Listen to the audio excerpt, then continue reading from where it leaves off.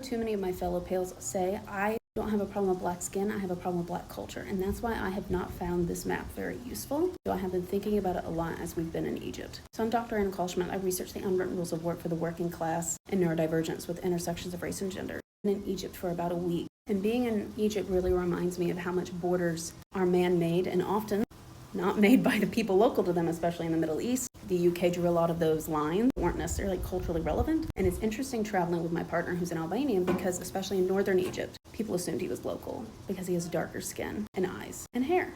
And I would unalive him for those eyelashes. It's not fair.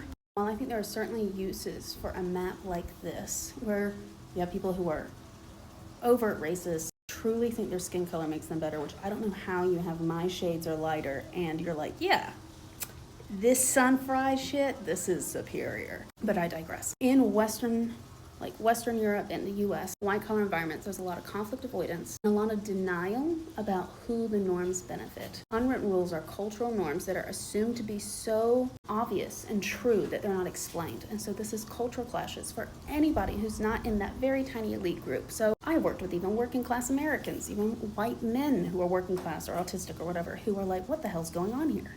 Because I've heard far too many people think they're progressive, think they're not racist. They're like, I don't have a problem with your skin tone. I have trouble with that you don't act like me.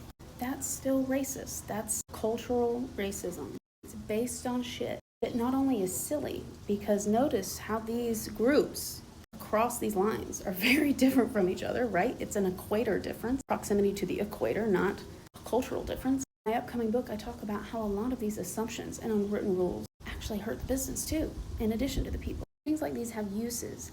However, I have also found them among people who look like me to be used as an excuse of, well, I don't have a problem with the color of their skin. I have a problem with they don't handle conflict like I do. I have a problem with their voice is louder than mine. I have a problem with they're pushy or they're too submissive or whatever. Those things still matter. If you see this and you look like me and you're like, oh, I'm in the clear. I don't care about this stuff. You need to do some deeper thinking. I know I had to.